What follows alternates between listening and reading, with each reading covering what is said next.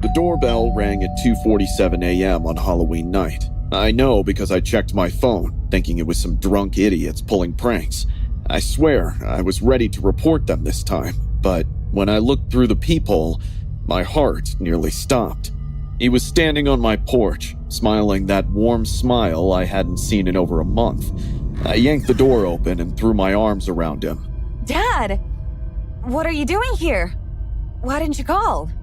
I just missed my baby girl, he said, hugging me, but his skin felt cold through the jacket. And when I pulled away, I noticed how pale he looked. He was nearly gray. Are you feeling okay? You look... I'm fine, sweetheart. Just tired from the long drive. How about we make some of that mac and cheese you used to love? We spent the next hour in the kitchen, laughing and talking. Dad told me all about fresh investments, Mom's garden, and roasted my ex-boyfriend like he had personally offended him, which he did. But even through the normalcy, I could feel it in the air. Something was off about him. Dad kept glancing towards the windows, and every time a car drove by, his whole body would tense up. Dad, seriously, what's wrong? You're acting weird. There's nothing wrong, Princess. Suddenly, the doorbell went off. Dad's face went white as a sheet, like someone had drained all the blood from his body. Don't answer that, he said, before I could step down from the stool. What? Why not? It's probably some drunk... Whoever's out there wants to hurt you bad. Don't go near that door, Camilla. The doorbell rang again, and this time it didn't stop ringing. Suddenly, there was pounding and rattling, as if someone was trying to pull the door off its hinges. Whoever it was, they were extremely desperate to get in. Dad? Lay low! I'm calling the cops! They won't make it in time. Go to the basement, now! What? I'm not leaving you alone to... Before I could finish the sentence, the living room window exploded. Glass shards flew everywhere as this guy in a torn hoodie climbed through, holding a crowbar that caught the light like a blade. His eyes were wild, darting around the room like a cornered animal. Nobody moves! He screamed, waving the crowbar. I just need a place to hide! Before I could react, Dad grabbed my arm and shoved me toward the basement door. His grip was impossibly strong, stronger than I even remembered.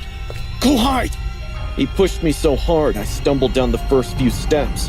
The basement door slammed shut behind me, and I heard the loud click. Dad! Dad! I pounded on the door, but it wouldn't budge. What happened next was the worst 20 minutes of my life. I lay slumped against the door, listening to hell break loose above me. Furniture crashed against walls. Glass shattered. I could hear Dad shouting, then the intruder screaming back. My whole body was shaking. All I could think about was that crowbar in the guy's hand and my dad up there alone. Dad was 52, had a bad back from years of construction work, and this maniac looked young and desperate. What if he killed him? What if I were listening to my father die and couldn't do anything to help? Please, God. Please don't let him hurt my dad. I whispered over and over, tears streaming down my face. The sounds got worse. There were even more crashes, something that sounded like a body hitting the wall. I pressed my hands over my ears, but I could still hear everything. Then came that ear-piercing shriek that made my blood freeze. It didn't sound human, more like an animal being slaughtered. It went on forever before cutting off into dead silence. I don't know how long I sat there in the dark, shaking and crying before I heard sirens. The police had to break down the basement door because somehow it had gotten jammed. Are you hurt? The first cop asked, helping me up the stairs. Outside, the living room looked like a war zone. Furniture was overturned. There was glass everywhere and blood splattered on the walls. They found the intruder curled up in the corner, rocking back and forth and babbling about fiery spirit. He broke into the gas station down the street first, one of the officers explained. Then came here looking for somewhere to hide. Lucky you were smart enough to hide in the basement. Probably saved your life. Dad! Where's my dad? Where is he? I sobbed. The cops looked confused. Your dad?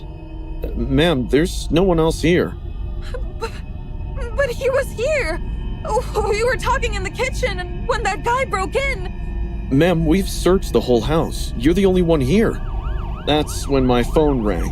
It was Mom. Camilla, we've been trying to call you.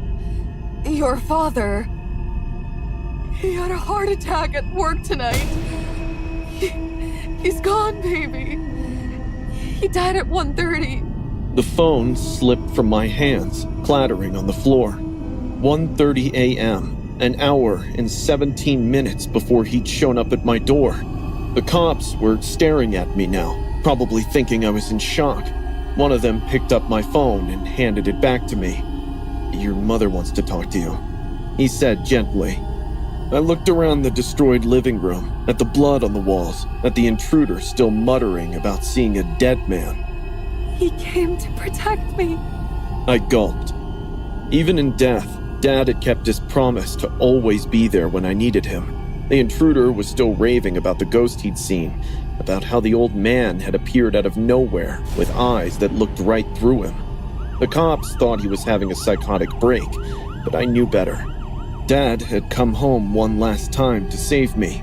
Dads will do anything for their kids, and not even God can intervene. I was 15, visiting my grandparents for the week before Halloween in Granger Hollow. It was this small town in the middle of nowhere, but my cousin Evan acted like he knew the place like the back of his hand, and had been hyping up this harvest fair all week. On Halloween night, we walked to the fairgrounds on the edge of town. The place was lit up with flickering torches and strings of orange lights. It cast everything in this eerie glow. The air was thick with smoke from bonfires and the smell of hay and spiced cider. I have to admit, the atmosphere was pretty sick. There were booths selling weird trinkets, hay rides through fake graveyards, and people in the most insane costumes I'd ever seen. Evan immediately ditched me to hit on some girls dressed as Disney princesses while I wandered around by myself, checking out the games and stuff. That's when I felt a tap on my shoulder. I turned around and nearly jumped out of my skin. Standing behind me was this clown straight out of a nightmare. His costume was faded and patchy, like it had been rotting in someone's basement for decades. The makeup was thick and cracked, with this painted-on smile that was way too wide, while his eyes were these pale blue things that seemed to track the number of times I blinked.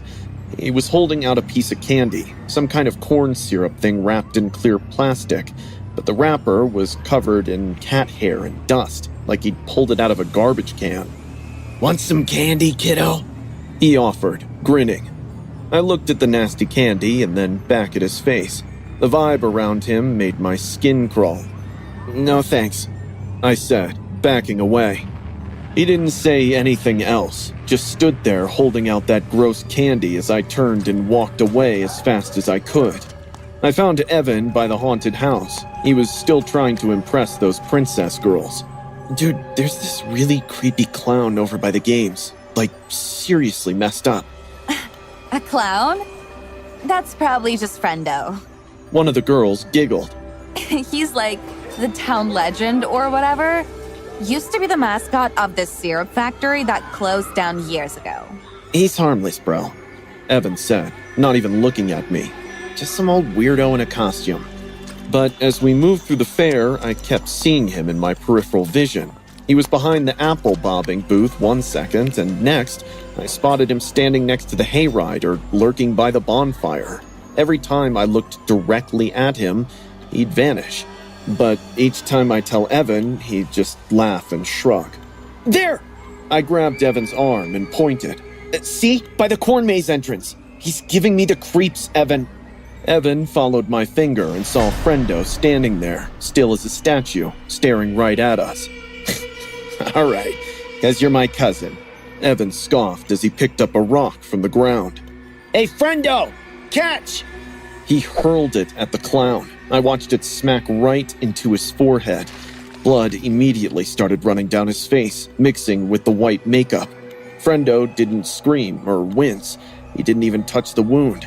He just stared at us for another few seconds, letting the blood soak his clothes before he walked back into the crowd. "Holy shit, Evan. Why did you do that?"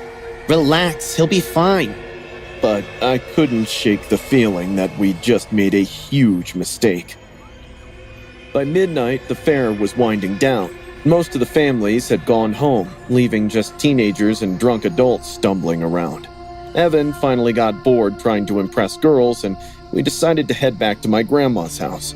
Instead of taking the main road, Evan insisted we cut through the cornfield behind the fairgrounds. "It's faster," he said. The fog had rolled in thick, making it hard to see more than a few feet in any direction. The corn stalks towered over our heads, rustling in the wind. We were maybe halfway through when we heard the laughter, raspy and broken, like someone gargling glass. It echoed through the field from somewhere behind us. "Did you hear that?" I whispered. Evan stopped walking. "Yeah." The laughter came again, closer this time. We turned around, and I saw a shape moving through the fog. He was tall and wrong, shambling towards us between the corn rows. "Friendo!" I gaped. The blood had dried black on his face, and he was carrying something that glinted in the moonlight. As he got closer, I could see it was an axe. The dark blade was something that definitely wasn't rust. His painted smile seemed even wider now, stretching impossibly across his face. "Run," Evan breathed. We bolted through the corn, stalks whipping across our faces as we crashed through row after row. Behind us, Frendo's laughter got louder and more excited. He was enjoying this. I could hear him crashing through the corn behind us, that horrible giggling getting closer. My lungs were burning, and my legs felt like jello, but I kept running. "This way!" Evan grabbed my arm and yanked me to the right. We burst out of the cornfield and onto the main road, sprinting toward the streetlights of town. I looked back once and saw Frendo standing at the edge of the field, axe hanging at his side. He wasn't following us anymore. He just watched. The fog swirled around him like he was part of it. We ran all the way to my grandparents' house and locked every door and window. Spent the rest of the night huddled in the living room, jumping at every sound. My grandpa found us there in the morning, looking like we'd seen a ghost. When we told him what happened, his face went white. "You boys stay away from the Harvest Festival from now on," he said quietly. "Some traditions in this town are better left alone." I never found out who Frendo really was or what happened to him after that night, but I know one thing for sure. I'm never spending another Halloween in Granger Hollow. Kyle dragged me to this Halloween party against my will, even when he knew how much I hated parties, crowds, and all that pretending. "Julia's gonna be there," he said with this wink as he walked over. My stomach dropped. "Why the hell would you tell me that now?" "Come on, man, she's cute and obviously into you." Into me was putting it lightly. Julia had been stalking me for months. It started when I made the mistake of being polite to her at a Starbucks. Next thing I know, she's showing up everywhere I go and leave this creepy stuff behind. Dead birds wrapped in black cloth, jars filled with dirt and hair. When I told her to back off, she just smiled and said she'd come around once the moon was right. The girl was totally unhinged, but I couldn't let her dictate my life. I told myself I'd enjoy the party, and I did, until I saw her again. She was across the room, dressed like Aunt Gladys from the movie Weapons. She had makeup that looked like skin rotten in place. It was gray, cracked, and clung to bone. Her eyes were sunken deep, and she had put red contacts on that glowed like coals under the dim light. Stringy hair hung down her shoulders, and I wasn't sure if it was a wig, and her red lipstick was smudged on the corners of her lips. I tried to ignore her, engaging in conversations with other people, but I still could feel her eyes on me wherever I went. At around midnight, she cornered me by the kitchen. "Dance with me, Eric." She purred in this raspy voice. "Just stay away." You can't fight what's meant to be. "You're crazy. Get help." She scrunched her nose, but backed away. I could see her lips moving like she was muttering to herself. I didn't stick around. Kyle was too drunk to notice, so I slipped out quietly and headed home alone. 3 blocks from my apartment, the street light ahead started flickering. I brushed it off and kept walking, but just as I turned the corner, there she was, still in that Aunt Gladys costume with same rotting makeup and stringy hair. But instead of the red contacts, now her eyes were pitch black. Not just the pupils, the whole thing, like someone had poured ink into them. We need to finish this. She said, "There's nothing to finish. Leave me alone." I tried to walk past her, but she grabbed my wrist. Her skin was ice cold, and her grip was strong enough to bruise. You don't get to choose. She hissed. Before I could react, she lunged forward and grabbed a fistful of my hair. Pain shot through my scalp as she yanked hard enough to rip strands out by the roots. "Hey, what the heck are you doing?" She pulled out this twisted piece of wood covered in thorns and started wrapping my hair around it, chanting in some language I didn't recognize. Her voice got deeper with each word, like something else was speaking through her. You're mine, Eric. She whispered, her breath hot against my ear. Body and soul. The twigs started getting warm near my chin before it burned hot. She snapped it in half while still chanting, and I swear the air around us got thick. "You're insane!" I screamed, finally managing to shove her away. She stumbled but didn't fall. "I would rather die than be with you," I yelled. That can be arranged. She giggled as she came at me with the broken twig, thorns aimed at my eyes. I immediately bolted down the street, my sneakers pounding against the concrete. Behind me, I could hear her feet hitting the pavement, but she wasn't running footsteps. Instead, I could hear this weird skipping rhythm, like she was dancing. I glanced back and immediately wish I hadn't. She was moving wrong. Her arms were swinging too loose, and her head had tilted at an angle that should have hurt her neck, but she was gaining on me. I cut through an alley, jumping over trash bags and dodging dumpsters. My lungs were burning, but I could still hear that sick skipping and giggling getting closer. When I looked back, she was maybe 10 feet behind me, grinning that horrible stretched smile. Eric! You can't run forever! She squealed. I burst out of the alley and onto the main street. My building was still 2 blocks away. My legs were cramping up, but every time I slowed down even slightly, I'd hear that skipping and chanting getting closer. At the corner, I glanced back. Julia was just a few feet away. Her palms were reaching out to me, and I could feel the heat of her body mingling with mine. Before she could grab me, I shoved an elbow into her ribs, hard. I felt her stumble back, heard a crack, but didn't look twice. I bolted, sprinting down the block like my life depended on it. Maybe it did. I made it to my building and slammed the door behind me, throwing every lock we had. I barely slept that night. Every time I closed my eyes, I could see Aunt Gladys smiling at me. The next morning, Kyle gave me the news. They'd found Julia unconscious on the sidewalk around 3 a.m. with a severe head injury. She was in the hospital, but couldn't remember anything, not even her name or where she lived. "Weird thing is," Kyle said, "there was all this hair scattered around where they found her, human hair, and some kind of burned wood." I touched the sore spot on my scalp where she'd ripped out my hair. The doctors said Julia's memory loss might be permanent. Part of me feels bad about pushing her, but mostly I was relieved. If she couldn't remember me, maybe the nightmare's over.